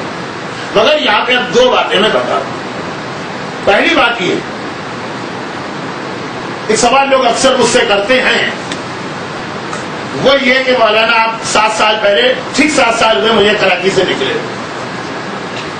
جولائی 2000 میں گیا تھا، جولائی 2007 آ رہا. 7 سال میں کیا تبدیلی آپ نے پائی؟ اور میں مجلسوں میں بھی پڑھتا رہتا ہوں دنیا بھر میں، اور وہ تو وہ لوگ ہیں جو کراچی سے باہر ہیں، آپ تو کراچی والی، آپ کو شاید اتنا اندازہ نہ ہو، لیکن میری بھی ساری زندگی کراچی میں گزرے. لیکن اس 7 سال کے اندر 2 بہت بڑی بڑی خرابیاں. نمبر 1، اس دوران بے حیائی، فحاشی، بے غیرتی حد سے زیادہ بڑھ گئی، چاہے وہ لباس کے حوالے سے گئی، جو میں نے اتنا مجلس میں پڑھا کہ ایک طرح سے لوگوں نے مزاق سا بنا لی کہ میں اپنی ایک بچی کے لیے 12 سال کی ایک ڈھنگ کا لباس خریدنے پورے کراچی میں نکلا، مجھے تو نہیں. جب میں کراچی چھوڑ کے گیا تھا تو اس وقت لباس کی آستینیں کم سے کم ہو جو 3/4 سیریز کہلاتی، اور جب میں لباس ڈھونڈنے کے لیے نکلا تھا تو سلیو لیس لباس اس کثرت کے ساتھ نظر آ رہے، اور خصوصاً 12 سال کی بچی. سارے علاقے یہاں تک کہ وہ ڈیفینس اور کلپٹن سے چھوڑیے، وہ تو نہیں بڑے لوگوں کے علاقے، یہ آپ کے پڑوس میں جو انارکلی بازار ہے اور وہ گولی مار کی جو دکانیں، وہاں تک نہیں مل رہے. بلکہ ایک دکاندار نے مجھ سے، جب میں نے زیادہ بحث کی کہ لباس 12 سال تو بچی ہے نا، لوگوں کی نگاہ میں اس کو تو شاید کپڑے پہننے کی ضرورت نہیں. ایک مرتبہ کہا کہ مجھے سر سے پیر تک دیکھے، لیکن دکاندار یہ کہہ رہا جس کو کچھ اخلاق ہونا چاہیے کہ میاں کس جنگل سے آ رہے ہو، کہاں رہتے ہو. اسے کہیے کہ مجھے جواب میں نے دے دیا، میں آسٹریلیا سے آ رہا ہوں تو شرمندہ ہو کے رہ گیا، ورنہ واقعہ اگر میں کسی جنگل کا نام لیتا. کہتا کبھی ایک ڈھنگ کا لباس تو کم سے کم عورت کا حجاب ہے، اس سے بھی کم وقت اس تیزی کے ساتھ لباس مختصر بھی ہوئے، آستینیں اوڑھی بھی، لیکن خالی لباس ہی نہیں، مکس گیدرنگ کتنی عام ہو گئی. عورت اور مرد کا ہاتھ ملانا جس کثرت کے ساتھ میں نے دیکھا، لگ ہی نہیں رہا تھا میں کراچی ایئرپورٹ پہ کھڑا ہوں، لگ رہا تھا جیسے میں لندن ایئرپورٹ پہ کھڑا ہوں۔ اس میں سے 90% کے بارے میں مجھے یقین تھا کہ یہ جو جس کا استقبال کر رہے ہیں یہ ان کا محرم رشتے دار نہیں ہے۔ اچھا، ایک تو ایک بڑی تیزی کے ساتھ یہ تبدیلی آئی۔ دوسری بڑی تبدیلی یہ آئی کہ اس 7 سال میں پتہ نہیں کیا ہو گیا، ہمارے قوم کو علم دشمن ہو گیا۔ پہلے بھی بہت زیادہ علم کی رغبت نہیں تھی، لیکن علم دشمنی نہیں تھی۔ اس 7 سال میں شیعہ قوم میں اتنی بڑی تبدیلی دیکھی۔ معصوم کا ایک جملہ ہے نا کہ براہ راست تو کوئی علم سے دشمنی نہیں کرے، تو جہاں سے علم ملتا ہے اس سے دشمنی کی جائے۔ جب تک امام تھے تو امام سے دشمنی کرتے تھے، آج مرجع ہیں تو مرجع سے۔ اتنی مخالفت علماء اور مراجع کی، اتنی مخالفت علماء اور مراجع کی۔ دیکھیے، ایک تو ہوتی ہے فطری مخالفت، ہر دور میں کچھ نہ کچھ لوگ تو علماء کے مخالف ہوتے ہی، بلکہ اکثر میں 1-2 واقعات بھی پڑھتا رہتا ہوں۔ اور یہ آج سے 40-50 سال پہلے کے جب مذہبی ماحول کہ کوئی صاحب نجف میں داخل ہوئے، آج سے 50 سال پہلے کا نجف، آغا ابو الحسن اصفہانی کا زمانہ، جن کی مرجعیت تاریخ تشیع میں اہم مرجعیت میں سے ایک، کیونکہ ان کے زمانے میں سیکنڈ ورلڈ وار ہو رہی، اور سیکنڈ ورلڈ وار میں نیا پیٹرول کی ضرورت پڑی۔ پہلی جنگ عظیم میں تو گھوڑے ووڑے زیادہ استعمال ہوتے، اور زیادہ اس وقت پیٹرول جو تھا وہ مسلمان ملکوں میں بلکہ عرب ملکوں میں پیدا ہوا، اور خاص عراق 32 میں وہاں آئل نکلا، 39 میں جنگ شروع ہو گئی، تو بہت زیادہ پریشر میں تھے آغا ابو الحسن اصفہانی۔ دوسری عالمی جنگ میں ہر طاقت ان کو اپنے ساتھ ملانا چاہتی، چنانچہ دور حاضر کے یعنی گزشتہ 100 سال کے مراجع سب سے زیادہ ان کے نام امام کے خط آئے۔ ضرورت تھی کہ باقاعدہ امام ان کو گائیڈنس دے، لیکن ایک صاحب داخل ہوئے نجف کے اندر، وہ آغا ابو الحسن اصفہانی سے ملنا چاہتے تھے، خالی زیارت کے لیے گئے نہیں، زیارت کے لیے آئے نجف، لیکن جہاں سے وہ گزرے ہر سڑک، ہر گلی، ہر جگہ ان کی تعریفیں ہوتی۔ کوئی آدمی، ایک آدمی ایسا نہیں جو ان کی برائی کر رہا۔ انہوں نے زیارت کا ارادہ منسوخ کر دیا، یعنی مرجع کی زیارت کا۔ ایسا آدمی جس کا کوئی مخالف ہی نہ ہو اچھا آدمی نہیں ہو سکتا۔ بس آخری رات جب کل صبح ان کو چھوڑ کے نجف جانا، تو جب آخری کسی مقدس جگہ پہ آدمی کی آخری رات، مکہ مدینہ جو آخری رات، اس رات تو آدمی زیادہ عبادت کرتا، پوری رات مسجد میں جا کے عبادت کر رہے تھے۔ آدھی رات کے وقت دیکھا سردی کا زمانہ، عراق کی سردی ماشاءاللہ، کوئی گھر سے باہر نہیں نکلا، مسجد میں اکیلے دیکھا اندھیرے میں کوئی صاحب عبادت کر رہا ہے عبادت پوری رات۔ صبح کے قریب یہ وضو کرنے کے لیے ان کے قریب سے گزرے تو پتہ چلا عبادت کیا کر رہے ہیں۔ پوری رات یہ ایک ہی جملہ، اللہم لعن ابو الحسن اصفہانی، پوری رات ابو الحسن اصفہانی پہ لعنت، اے خدا ان پہ لعنت بھیج۔ اس کو بہت بڑی عبادت سمجھ، سردی کی رات میں مسجد کوفہ میں ساری رات اکیلے آ کے بیٹھے ہوئے، ان کو اطمینان، یہ مرجع ٹھیک لگ رہا ہے، کوئی مخالف تو ملا نا اس کا۔ آغا محسن حکیم کا واقعہ کتنا مشہور ہے، خاتون خمس لے کے آئی نجف میں، یہی ماحول دیکھ۔ آغا محسن حکیم بھی بہت بڑی رکاوٹ تھی دشمنان اسلام کے، صدام نے بھرپور انتقام لیا ان کے خاندان سے، وہ اسی لیے کہ جب انہوں نے فتویٰ دیا تھا کہ یہ حرام ہے، یہ کہ میں نہیں دوں، کم از کم آغا حکیم کی زندگی تک عراق میں امکان ہی نہ رہا تھا کہ یہ لوگ برسر اقتدار ہیں۔ جب وہ انتقال کر گئے یا ان کو شہید کیا گیا جیسا کچھ لوگ کہتے، اتنا عظیم مرجع، وہاں بھی یہ خاتون نے دیکھا ہر آدمی تعریف کر رہا ہے کہ میں اس کو ہم دوں گی۔ جب اسے کچھ لوگ ملے جو ان کی برائی بھی کر رہے تھے، تو اتنا 2%، 4%، 5%، 10% تو امام معصوم تک کو لوگ برا کہتے آئے، وہ تو ٹھیک۔ لیکن آج کراچی کی جس مسجد میں جائیے، جس امام باڑے میں جائیے، جس مدرسے میں جائیے، جس اجتماع میں جائیے، علماء کی برائی، توسیع المسائل کی برائی، اس قسم کے مدارس کی برائی، جنگل کی آگ کی طرح یہ دو چیزیں پھیل رہی ہیں۔ اور یہاں پہ جو پہلی چیز ہے اس کے حوالے سے اب میں ذرا سی خشک گفتگو کر رہا ہوں۔ اچھا ہے کہ آئندہ پھر کبھی آپ انتظامیہ سے کہیے ہی نہیں کہ ان کو بلائیں، لیکن اہم ہے بہت وہ بات، وہ یہ کہ شریعت میں جب کوئی چیز واجب کی جاتی ہے یا حرام کی جاتی ہے تو اس کے دو طریقے، یعنی شریعت سے میری مراد تو مرجع مجتہد نہیں ہے، خدا، رسول اور امام. ایک تو یہ کہ وہ کہہ دیتے ہیں فلاں چیز واجب ہے تمہیں کرنا ہے، فلاں چیز حرام ہے تمہیں بچنا ہے، بس. کیوں یہ کرنا، یہ کیوں واجب، وجہ نہیں بتا. کیوں حرام، وجہ نہیں بتا.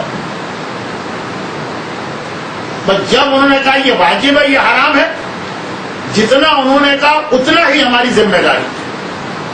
اب ہم اس سے بڑھ کے اپنی طرف سے مسئلے کو پھیلا نہیں سکتے، وہ حرام. اس کو شریعت میں قیاس کہا گیا جو امام نے پوری زندگی جہاد کیا. اول من قاس ابلیس فقہ کا مسئلہ ہے، لیکن جتنا خود کو ہونا چاہیے اتنا ہے نہیں، ذرا دلچسپ. اب جیسے امام نے کہا کہ زکوٰۃ واجب ہے، سونے اور چاندی کے سکے، کیوں واجب ہے یہ نہیں بتایا. اب آج لوگ کہتے ہیں کہ جس سونے اور چاندی کا سکہ نہیں کرنسی نوٹ ہے تو اس پہ زکوٰۃ آنی چاہیے. اگر امام کہتے کہ سونے اور چاندی پہ زکوٰۃ واجب ہے کیونکہ یہ کرنسی کے طور پہ استعمال ہو رہا ہے تو نوٹ پر بھی آتی زکوٰۃ، امام نے وجہ نہیں بتائی کب واجب. تو آج بہت سے لوگ آپ کو یہ بحث بھی کرتے ملیں گے کہ جی یہ بات کہ ہمارے علماء کرنسی نوٹ پہ زکوٰۃ کی کیوں قائل نہیں. تو اس لیے قائل نہیں ہے کہ امام نے ان کے ہاتھوں کاٹ دیے. عدہ، عورت کو طلاق کے بعد عدہ رکھنا اور شوہر کی موت کے بعد بھی عدہ رکھنا. اب یہ کیوں رکھنا ہے عدہ، اس کی کوئی وجہ اسلام نے نہیں بتائی، بس رکھنا ہے عدہ. لوگوں نے، اچھا پہلے زمانے کے لوگوں نے، پہلے سے مطلب آج سے تقریباً 50-40 سال پہلے خود ہی اس کی ایک وجہ نکالی. یورپ میں بہت اعتراض ہونے لگے نا کہ عدہ کیوں، یا مرد بھی عدہ رکھے یا عورت بھی نہیں رکھے، عدہ کیوں، حکم خدا ہے ہمیں نہیں پتا کیوں. لوگوں نے وجہ نکالی کہ نہیں بھائی یہ عدہ اس لیے ہوتا ہے تاکہ ایسا نہ ہو کہ یہ عورت پیگنٹ ہے تو اگر عدہ نہ رکھے اور فوراً دوسری شادی کر لے تو پھر بچے کے بارے میں پتہ نہ چلے کہ کس کا. یہ اپنی طرف سے لوگوں نے اندازے کیے. اس وقت ذرا لوگ قائل ہو جاتے تھے کہ ہاں یہ ٹھیک لگ رہی تھا. لیکن آج آپ کو معلوم ہے ٹیکنالوجی کتنی ترقی کر گئی ہے، سیکنڈ میں پتہ چل جاتا کہ یہ عورت حاملہ ہے کہ حاملہ نہیں. تو اب جن لوگوں نے عدے کی وہ وجہ بتائی ان سے اعتراض کرتے ہیں یورپ والے تو پھر اب تو عدہ نہیں ہونا چاہیے. اب کیا کریں وہ لوگ، پہلے تو خود ہی تو وجہ بتائی، وہ وجہ ان کے گلے میں پھنس گئی. تو شریعت کہتی ہے جو امام نے کہا وہ اتنا ہی رکھو. عدہ واجب ہے، کیوں واجب؟ عورت کے پریگنینسی کی وجہ سے کہ ہمیں نہیں معلوم. زکوٰۃ درہم و دینار پہ واجب ہے، کیوں واجب ہے ہمیں نہیں پتا. لیکن کچھ واجبات و حرام ایسے ہیں جس میں امام نے ساتھ میں وجہ بھی بتائی، جس میں امام نے وجہ بتائی وہ یقیناً ایسا ہے کہ پھر جہاں جہاں وہ وجہ پائی جائے گی آپ اپنی طرف سے بھی مسئلہ بنا سکتے ہیں. جیسے امام نے کہا شراب حرام ہے نشے کی وجہ سے. اگر امام یہ نہیں کہتے نشے کی وجہ سے تو خالی شراب ہوتی حرام ہوتی، چرس حرام نہیں ہوتی، بھنگ حرام نہیں ہوتی، ہیروئن حرام نہیں ہوتی. ان کے نام نہیں چلے والے تو وہ وہی زکوٰۃ والا مسئلہ بنتا. درہم و دینار کا نام لیا وہ حرام ہے، نوٹ حرام نہیں. لیکن یہاں نشے میں امام نے یہ نہیں کہا شراب حرام ہے، کہا شراب حرام ہے نشے کی وجہ. اب جس جس چیز میں نشہ پایا جائے گا وہ سب حرام ہو جائے گا. امام ایسے کئی مثالیں ہیں، پوری میرے 1 گھنٹے کی تقریر ہوتی ہے. امام نے ایک مخصوص انداز کی ٹوپی پہننا حرام قرار دیا تھا کیونکہ اس میں کافروں کی شباہت ہے. وہ یہودی ایک خاص انداز کی ٹوپی پہنتے. اب وہ خالی ٹوپی نہ رہی، اب اگر ٹائی بھی کافروں کی شباہت ہو جائے، ہے نہیں آج کل لیکن اگر ہو جائے تو وہ بھی حرام، جو امام کے زمانے میں تھی بھی نہیں ٹائی. اب وہ جو بیکری کا ایک بہت ہی مقبول آئٹم ہے کروسوم یا کیا کہتے ہیں اس کو، وہ جو چاند کی شکل کا وہ بھی حرام ہو جاتا. وہ بھی کافروں نے بنایا تھا مسلمانوں کی شکست پر.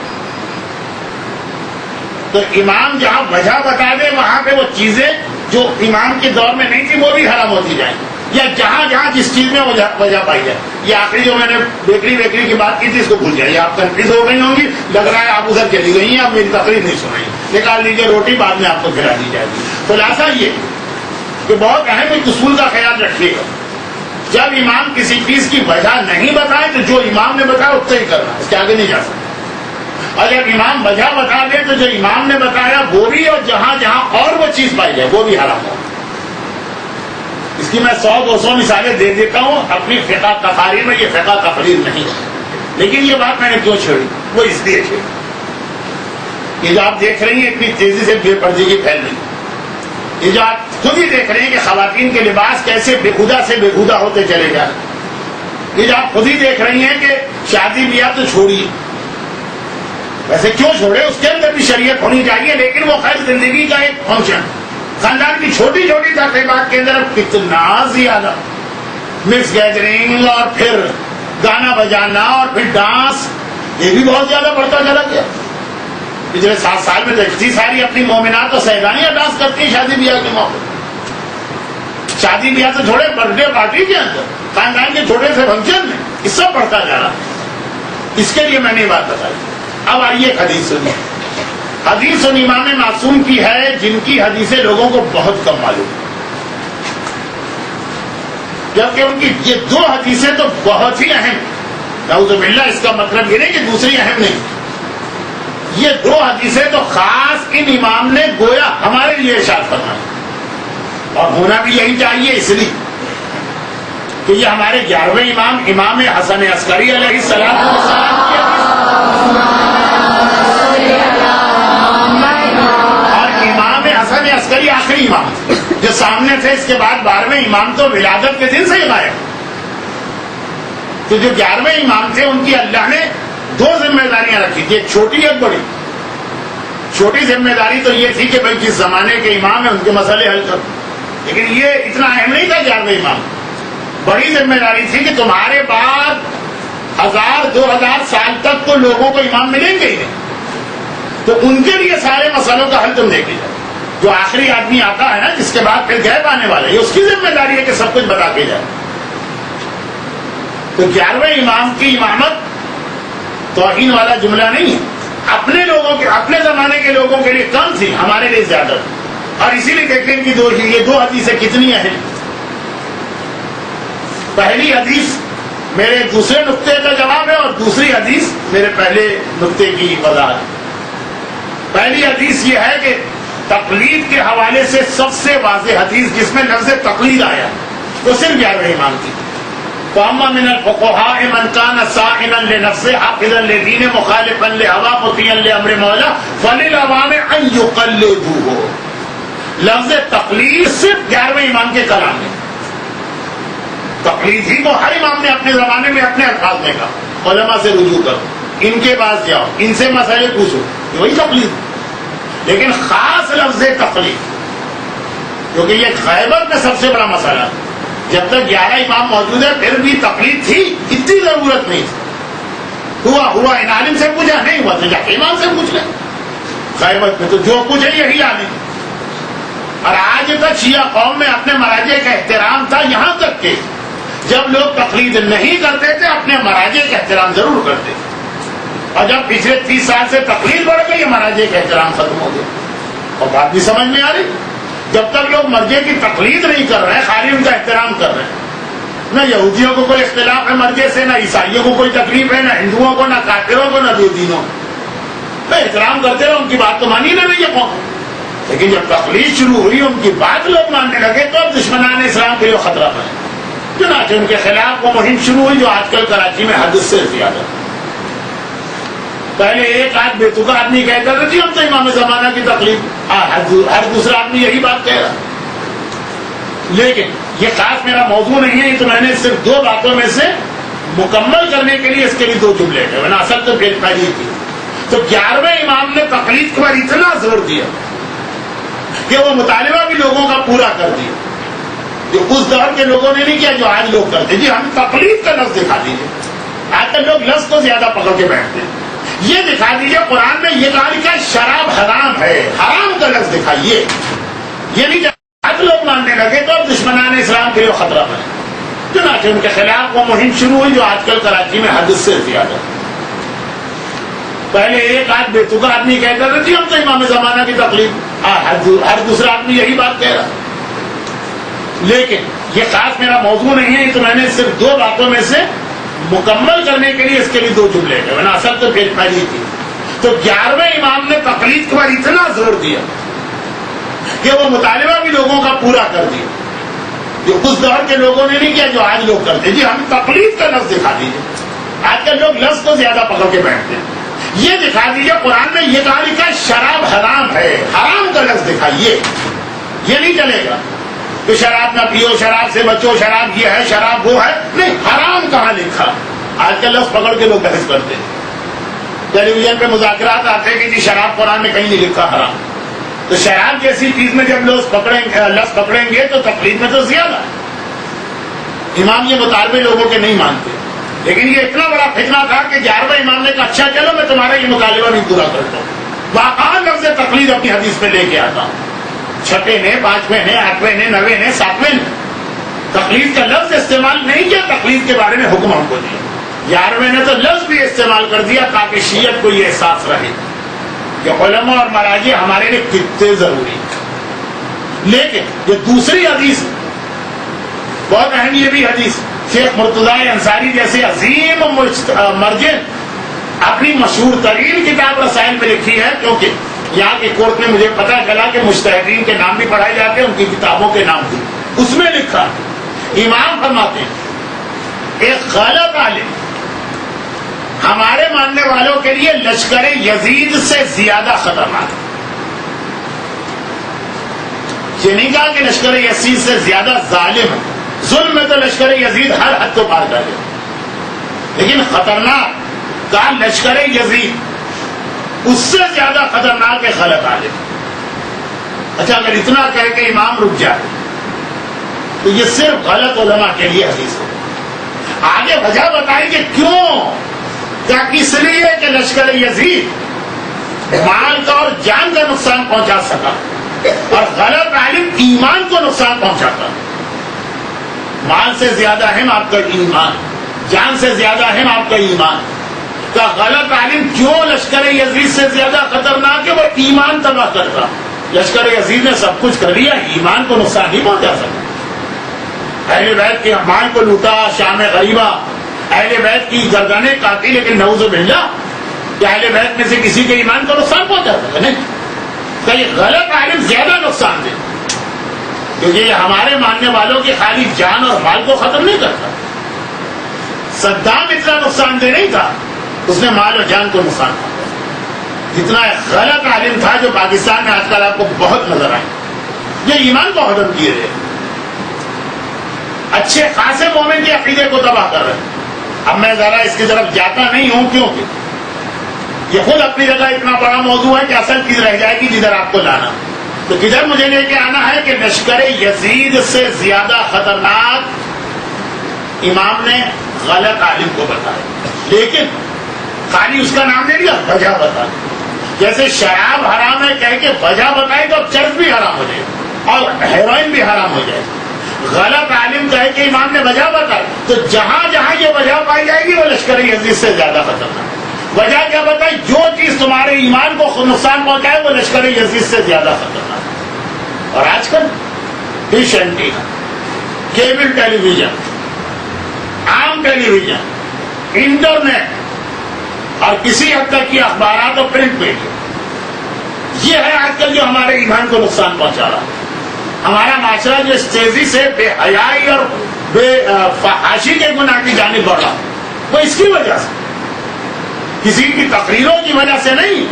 ٹیلی ویژن کے ڈرامے دیکھیں، فلمیں دیکھیں، سیریل دیکھیں، اور خود بخود اس سے ہماری بچیاں، ہماری جوان عورتیں، ہماری بوڑھی عورتیں اپنا ایمان کھونے لگتی. امام نے خالی بے غلط عالم نہیں کہا، وجہ بتائی کہ کیونکہ وہ ایمان کو نقصان پہنچا سکتا. جو چیز آپ کے اور آپ کے گھر والوں کے ایمان کو نقصان پہنچائے وہ لشکر یزید سے زیادہ خطرناک. یعنی اگر میں اس جملے کو ذرا سا کھول دوں تو شاید بڑا بدتمیزی کا جملہ بنے. آپ کے گھر میں شمر اور عمر سعد اور یزید کو لا کے بٹھایا جائے، جیسے ایک مومن برداشت نہیں کر سکتا، آج اس سے زیادہ خطرناک چیز ہمارے گھروں میں بیٹھی ہے اور کتنی خوشی سے مومن اسے برداشت کر رہا ہے. احساس ہی نہیں ہے لوگوں کا کہ یزید سے زیادہ بدتر ان کے گھروں میں لا کے بٹھایا گیا. اور دیکھیے یہ ہر آدمی نقطہ نہیں سمجھے گا جو ذرا سا فقہ کو جانتا ہو. کہ جب امام وجہ بتا دیں تو وہ وجہ جہاں جہاں پائی جائے. غلط عالم کی وجہ ہے کہ وہ ایمان کو ختم کرتا. کیا یہی کام ٹیلی ویژن نہیں کر رہا؟ کیا یہی کام ڈش اینٹینا نہیں کر رہا؟ کیا یہی کام انٹرنیٹ نہیں کر رہا؟ طالبان والا اسلام نہیں کہ ساری چیزوں کو ہم حرام نہیں کر رہے، ان کے نقصان کو بتا رہے.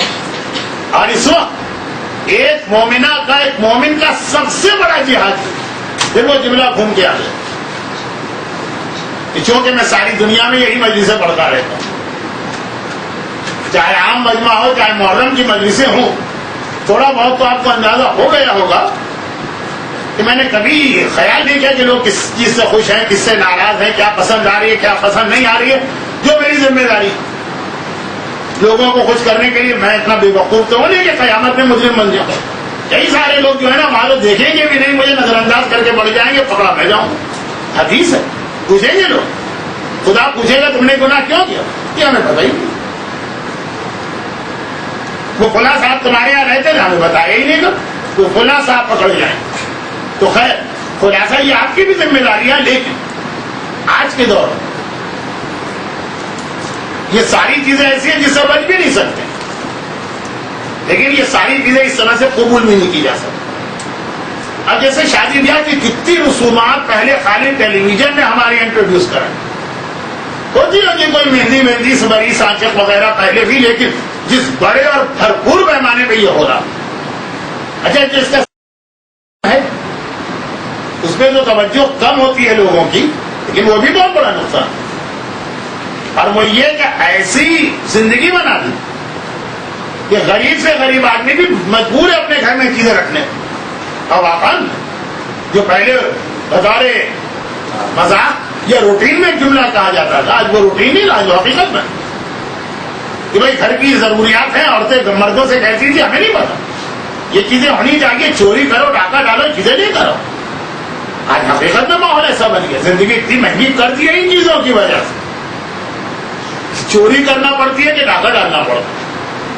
کیونکہ میں 7 سال کے بعد آتا تو رہا بیچ میں، لیکن جو بڑی تبدیلی وہ مذہبی پہلو سے بتا رہا ہوں، ورنہ اسٹریٹ کرائم جتنے بڑھ چکے ہیں تو اس لیے بھی بڑھ. جب پیسہ کہاں سے آئے ان لوگوں کے پاس، یہ سارے کام کرنا ضروری ہے. ایسا ماحول ٹی وی نے بنا دیا. جو اہل بیت کے اطہار نے دولت کی اتنی مذمت کی ہے، وہ اس والی دولت کی، لیکن وہ جرائم اپنی جگہ. اس کا جو بڑا نقصان آیا کہ ایسی زندگی بنا. ہر آدمی کو موبائل چاہیے، گھر میں 5-5، ہر آدمی کو گاڑی چاہیے، گھر میں 4-4، ہر آدمی کو اچھا مکان چاہیے، ہر آدمی کو سارے عیش و آرام چاہیے جو ٹی وی کے ہر ڈرامے میں ہوتے. اب اس سے غرض نہیں کہ ہماری حیثیت کیا ہے، اس سے غرض نہیں کہ اسلام کیا کہتا ہے. شہزادی کونین کی زندگی میں جو اتنی غربت دکھائی جاتی وہ مجبوری والی غربت نہیں تھی. اہل بیت کے پاس سب معجزے کی طاقت نہیں، ظاہری اعتبار سے بھی. ممبروں سے ایک واقعہ تو پڑھا ہی جاتا ہے، اس لیے مجھے تفصیل میں جانے کی ضرورت نہیں. اور کسی چیز کو لوگ نہ مانے، خیبر کی جنگ کے بعد تو ہر مسلمان لگا پھنجا کر آیا تھے، اور پھر اپنے گھر میں اس عورت کو نہیں جانے دیا. اردو میں ایک جملہ نہ کیجیے تو مولانا ایسی بات کریں، ہم جیسے لوگ ہیں مجبوری کا نام صبر ان کے پاس ہے ہی نہیں. مجبوری کا نام صبر ہمارے پاس ہے، اہل بیت کے پاس نہیں. اہل بیت کے پاس صبر نام ہے، ہر چیز اپنے پاس ہے، پھر بھی مرضی خدا کو ترجیح دی جاتی. چنانچہ چھوٹے چھوٹے واقعات تو عورتوں کی مجلس میں بھی پڑھے جاتے ہیں کہ فضا سونے کا ٹکڑا لے کے آ گئی تو مولا نے دکھا دیا کہ سونے کا دریا بہ رہا. وہ صرف اس لیے کہ کتنا ہی ڈش اینٹینا ہمارے گھر میں آئے، ہمارے ذہن میں اہل بیت تازہ رہنا چاہیے. سب کچھ ان کے پاس تھا، پھر بھی انہوں نے فاقے کی. ہم سے نہیں کہہ رہے فاقے کرو، لیکن ایسی زندگی نہ بنے. اس کا ایک نقصان دیکھیے ٹی وی کے حوالے سے 2 بات. ایک یہ بے حیائی، مکس گیدرنگ، عورتوں کا حق. اب دیکھیے اس وقت اس مجمع سے میں کیسے یہ بات کہوں، آپ سے یہ مسئلہ ہی نہیں ہو، لیکن جو عام ایک مجمع ہے اپنی مومنات کا ہی، اپنی ساس کی کسی کو فکر نہیں. وہ فلاں جو ڈرامے میں ساس و بہو کا جھگڑا چل رہا ہے، کیا گزر رہی ہوگی اس بیچاری ساس. بجلی کی وجہ سے کسی گھر میں ساس کو نہ دیکھ سکے، ٹیلی فون کر کے پوچھا جاتا ہے ہوا کیا پھر اس ساس کے ساتھ. اپنی بہو کی کسی کو پروانی کی زندہ ہے کہ مر گئی نہیں، اس بہو بیچاری پہ کیا گزر رہی. اور پھر جو ایک سلسلہ آگے بڑھ رہا ہے برائی کو اتنا عام کرو کہ پھر برائی نہ لگے. بغیر شادی کی زندگی گزارنا کام سی بات بتائی جا رہی ہے ڈراموں. فلاں کی بیوی یا فلاں کے ساتھ رہے, کتنی بے حیائی کے ساتھ بغیر شادی شدہ عورت آ کے بتاتی ہے 6 مہینے کا حمل ہے کہ 8 مہینے کا, جو 5 مہینے. اس سب کے اثرات معاشرے پہ ہوتے ہیں. دنیا کا سب سے بہترین کیمرہ اور دنیا کا سب سے بہترین یہ ٹیپ ریکارڈر, یہ سب نہیں کہا جاتا ہے, اور یہ عام لوگ نہیں کہتے, علماء نہیں کہتے ہیں, یہ ہمارے ڈاکٹر صاحب جیسے فیلڈ کے اسپیشلسٹ کہتے ہیں, وہ بچے کا دماغ ہوتا ہے. آج تک اس سے زیادہ اچھا کیمرہ ایجاد نہیں ہوا, آج تک اس کے کانوں سے اچھی کوئی ٹیپ ریکارڈر ایجاد نہیں ہوا. ایک ایک آواز جو سنتا ہے وہ اس کے بعد محفوظ ہو گئی, اور زندگی میں کبھی نہ کبھی اس کے اوپر اثر ڈالے. ایسے ایسے واقعات ہیں کہ وہ 3 مہینے کے بچی کو گود میں لے کے ماں جا رہی تھی, بس اردو بولنے والی ماں برابر میں کوئی فرینچ عورت بیٹھی تھی, وہ ٹیلی فون پہ بات کر, یہ بچی 18 سال کی ایک دم فرینچ بولنے لگی. اور اس کے فرشتوں کو بھی فرینچ نہیں پتا ہوتی, کہ پاکستانی کے فرشتے پاکستانی ہوتے ہیں, فرانسیسی کے فرشتے فرینچ بولتے ہیں, اور بول رہے 3 مہینے ماں کی گود میں بیٹھ کے برابر سے ایک آواز اس کے کان میں پڑی. یہ فیلڈ ہے سائنس کی, کیونکہ ہندو اس سے یہ ثابت کرتے ہیں کہ پہلے جنم میں وہ کوئی فرانسیسی لڑکی نہیں. یہ بچے کا دماغ یعنی آنکھیں دنیا کا سب سے اچھا کیمرہ اور کان دنیا کا سب سے اچھا ٹیپ ریکارڈر. ہر چیز اس میں محفوظ ہوتی ہے اور وہ اثر ڈالے. اور اس کی سائڈ میں جو ایک بہت بڑی خرابی نکلی ہے وہ یہ کہ یہ مسئلہ اتنا کنٹرول سے باہر ہو گیا کہ مومن تو مومن آج کافر چیخ رہے ہیں. دنیا میں ہنگامہ ہو رہا ہے اس بات پر کہ انٹرنیٹ ہمارے بچوں کو تباہ کیے دے رہا. اور معلوم ہے اس کا ایک حل انہوں نے کیا نکالا, تو پہلے سے شیطان کو معلوم تھا, اس لیے اس نے اس کا توڑ پہلے کر لی. کا حل یہ نکالا ہے کہ جی بچے کے کمرے میں کبھی کمپیوٹر نہ رکھے, ایسی جگہ رکھے کہ جہاں سب آتے جاتے دیکھ رہے ہیں کہ بچہ کیا دیکھ رہا ہے. آج کل یہ یورپ میں, آج کل یہ امریکہ میں, آج کل یہ آسٹریلیا میں وہ کافر چیخ رہے ہیں, تباہ کر کے رکھ دیا انٹرنیٹ نے ہمارے بچوں. اس کے بغیر بھی گزارا نہیں آج کی دنیا. ان کے اتنی بڑی تباہی ہے, تو ہمارا تو ایک مذہبی اور معاشرہ اسلامی معاشرہ.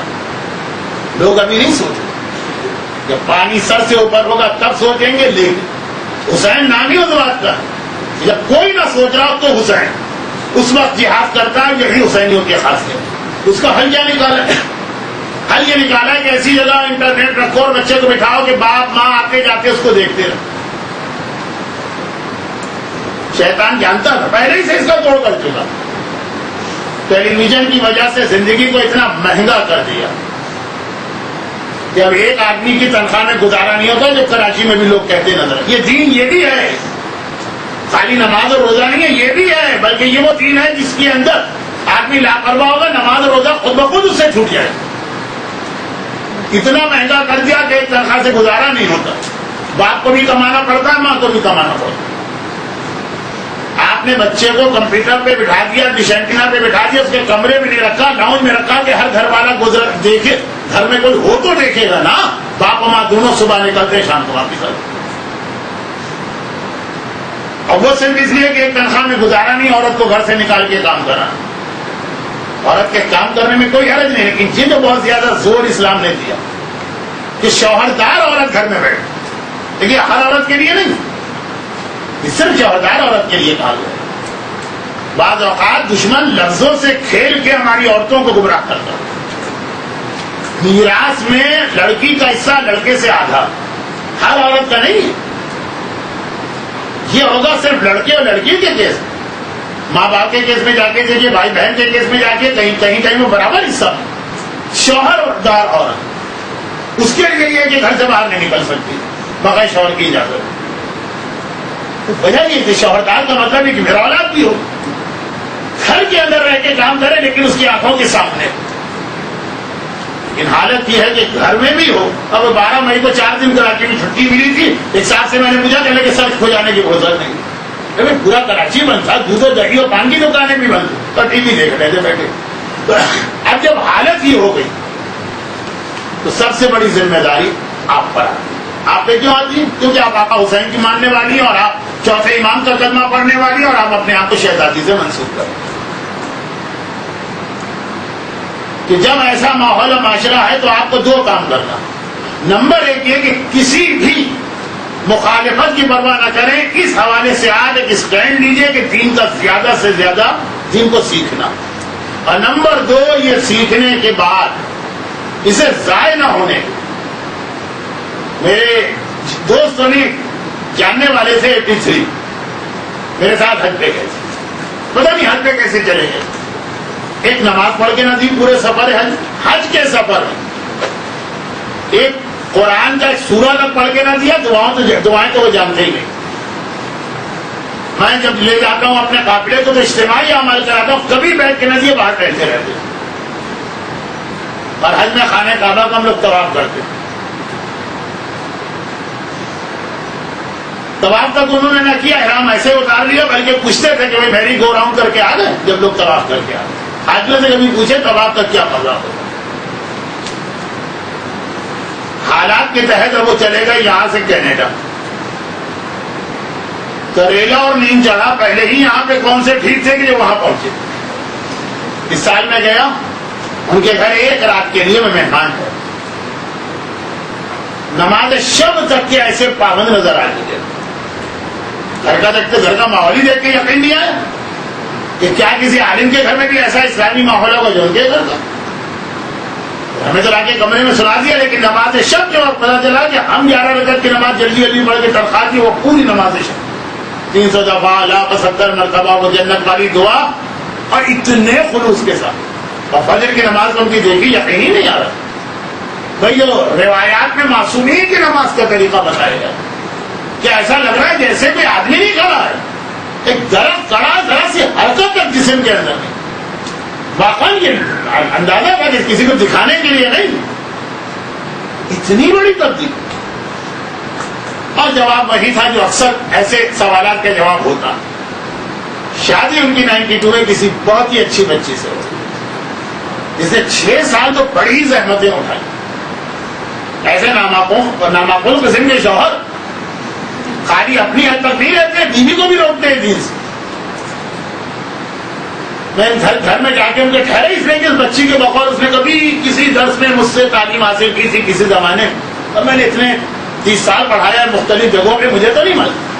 6 سال تو واقعا کوئی عام مومنہ ہوتی تو اس کو ٹی وی ہو جاتی, لیکن جو خدا اور رسول پہ بھروسہ کرنے والی کہ میں دین کا کام کر رہا ہوں, اللہ کا کام کر رہی ہوں, میں امام حسین کے راستے میں چل رہی ہوں, اگر اس کو برداشت نہ کر سکی تو یہ کیسے کہا جا سکتا ہے کربلا میں وہ تیر اور تلوار برداشت ہوتی, وہ کوفے اور شام کے لوگوں کے سارے مذاق اڑانے اور تانے برداشت ہوتے. اس کے مقابلے میں تو پھر بھی کتنا ہی برا شوہر ہو, کتنا ہی مخالفت کرے, بہرحال اس سے تو لاکھ گنا بہتر. 6 سال یا 8 سال سے اس بچی نے بڑی زحمت برداشت. اگر ایک بچی اس انداز سے اس پورے گھر کو بدل کے رکھا تو پہلے شوہر میں تبدیلی آئی, پھر شوہر کے بعد گھر والوں میں آئی. ان میں اتنی نہیں آئی لیکن آئی کہ خانہ خدا کو میری گو راؤنڈ کہنے والا اور حج میں ایک نماز نہ پڑھنے والا, ٹورنٹو جیسے شہر میں ایک سنت نماز تک پتا نہ, اور نکھٹو بھی نہیں کہ گھر میں پڑھا, نہیں, باقاعدہ محنت کر کے رزق حلال کرتا. ایک عورت, ایک بچی, وہ چاہے تو اتنا بڑا انقلاب لا سکتی اور لے کر. اگر کہ اس کے بعد والا جملہ تو بڑا مشہور جملہ ہے, لیکن چون امام خمینی کی برسی کی تاریخیں ہیں تو ان کا بھی ایک اور جملہ میں دوہرا. شروع کا جملہ بھی بہت اہم تھا کہ خود عمل کیجئے, دوسروں کو عمل کرائیے, کبھی یہ نہ دیکھیے نتیجہ کیا نکلا. مگر ہم تو 10 سال سے کوشش کر کے تھکے جا رہے ہیں, شوہر ویسا ہی ہے, باپ ویسا ہی ہے, بھائی ویسا ہی. آپ دیکھ کیوں رہی ہیں کہ وہ کیسا ہے؟ آپ ہی دیکھیے آدمی خواب کا جو خریدا وہ آپ نے ادا کر لیا, ختم. امام خمینی کا جملہ دوہرا, کوشش کرنا اللہ نے ہم پر واجب کیا, نتیجے کیا مکلف نہیں ہے کہ نتیجہ کیا نکلا کیا نہ نکلا, یہ اللہ ہم سے پوچھے گا. اور دوسرا یہ والا جو بہت ہی مشہور جملہ ہے, لیکن بہرحال جو میری تقریر کا ایک خلاصہ سا بنا اس میں بھی یہ بات آ رہی ہے, اور ویسے امام خمینی کی برسی کی وجہ سے بھی یاد کہانی ہو گئی, اور وہ ہے عورت کا یہ والا حجاب. سب سے زیادہ جو آپ کا مذاق اڑایا جائے گا, ذرا سوچئے, جب آپ خالی مدرسے میں آتی ہوں گی تو مذاق اڑایا جاتا ہے, اگر اس حالت میں آپ کسی برتھ ڈے پارٹی میں بیٹھے اور اگر اس حالت میں آپ کسی شادی کی تقریب میں بیٹھے،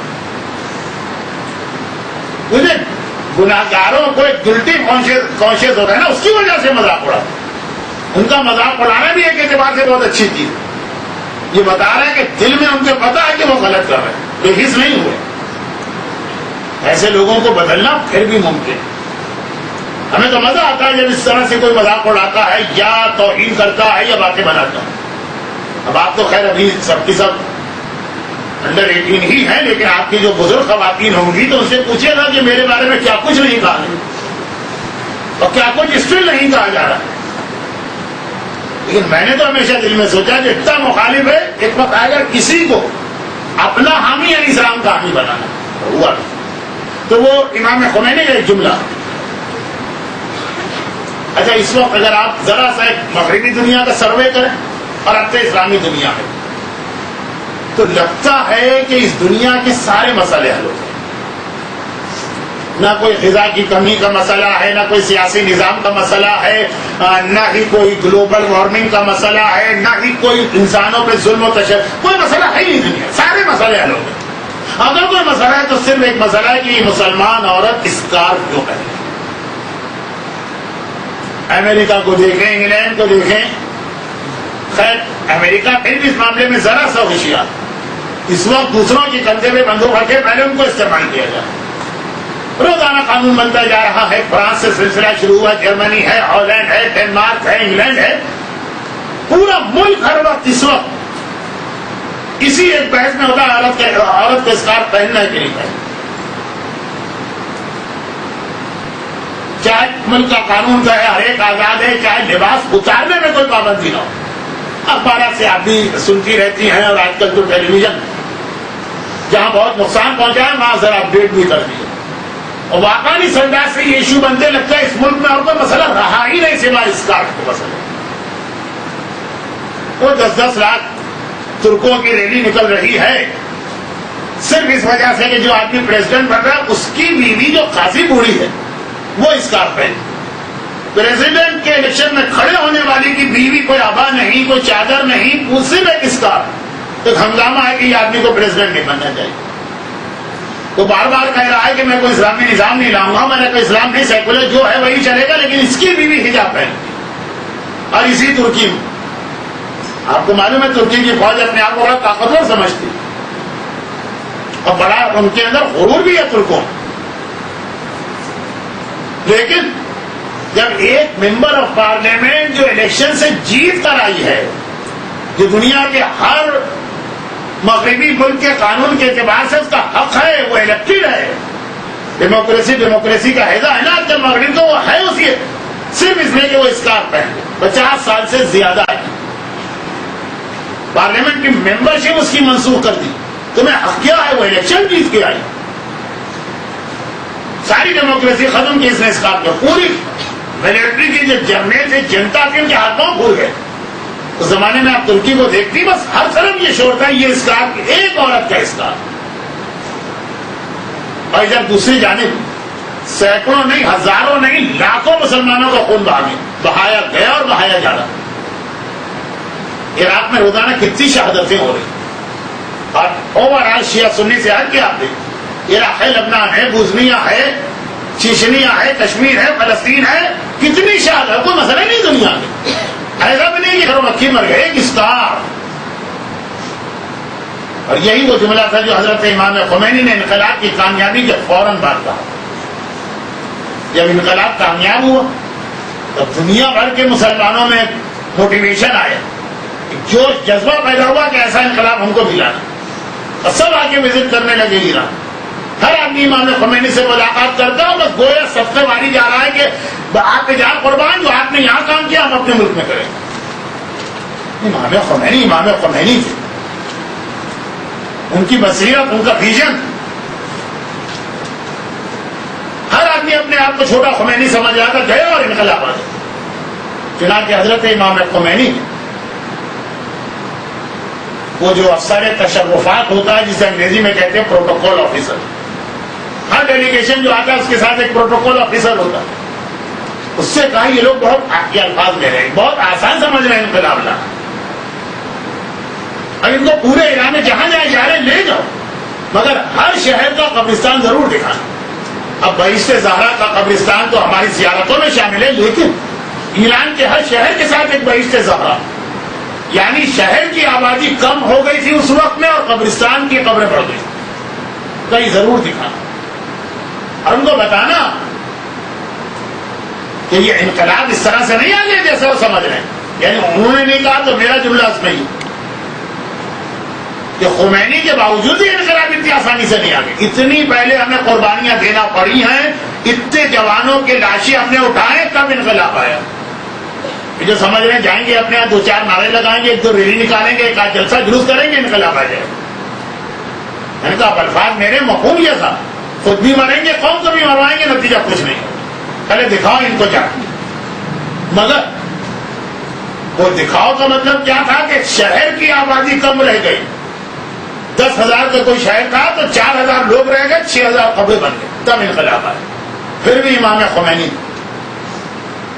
جب انقلاب کے بعد عورتوں سے خطاب کیا تو جملہ یہ کہ دشمن ہمارے اتنے شہیدوں سے اور ان کے خون سے نہیں ڈرتا جتنا ہماری عورتوں کے حجاب سے ڈرتا۔ اتنی قربانیوں کے باوجود انقلاب میں اس سے زیادہ اہم رول عورت کے حجاب کا۔ حجاب جو ہے سمبل کلام، خالی الاسکار کا نام نہیں، پورا عورت کو اپنے آپ کو مجاہدہ بنانا، جہاں جانا ہے جس جگہ بیٹھنا، مخالفتیں برداشت کرنا تو پہلا مرحلہ، پھر بھی ہمت کر کے پورے معاشرے کو بدلنا۔ جب مومن کی یہ پہچان ہے تو مومنہ کی کیوں نہ؟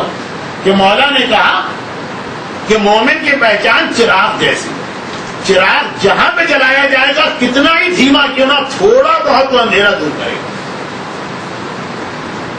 بلکہ جتنا جس علاقے میں اندھیرا زیادہ ہوگا اتنا ہی چراغ روشنی دے گا۔ وہی ایک چراغ یہاں پہ لا کے جلائیں اس کی روشنی نظر بھی نہیں آئی، اور وہی چراغ آپ رات کے 12 بجے قبرستان میں جلائیں بہت زیادہ وہی چراغ ہے۔ تو جس ماحول میں خرابیاں زیادہ ہوں، جہاں پہ گناہوں کا اندھیرا زیادہ ہو، وہاں پہ تو آپ کو زیادہ کام کر کے دکھانا۔